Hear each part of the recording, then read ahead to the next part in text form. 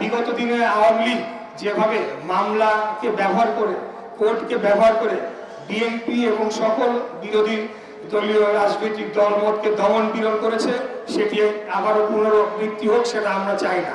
অতএব আমি যেটা বলতে চাচ্ছি যে আওয়ামী লীগকে ভোট দিয়েছে অথবা আওয়ামী লীগের সাথে বন্ধুত্ব ছিল বা সম্পর্ক ছিল, কিন্তু আওয়ামী লীগের ফ্যাসিবাদী কর্মকাণ্ডের সাথে যুক্ত ছিলেন না, এরকম ব্যক্তিরাও যাতে হয়রানির শিকার না হয় সেটা আমরা নিশ্চিত করতে চাই। আমার এই কথাটা বলার পেছনের উদ্দেশ্য কিন্তু আপনাদেরকে শুধু আমি ভোটের আগে এসে আপনাদের ভোট নিয়ে যাওয়া না।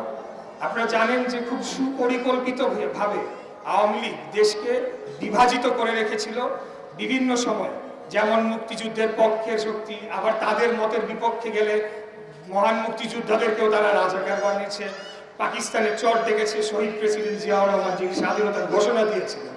এইভাবে রাষ্ট্রকে বিভাজিত করে রাখলে আমাদের জন্য আগামী দিনে একটি শক্তিশালী উন্নত রাষ্ট্র হিসেবে গড়ে তোলা বাংলাদেশকে অসম্ভব হয়ে পড়বে। কিছু কিছু মৌলিক বিষয়ে আমরা এক থাকব।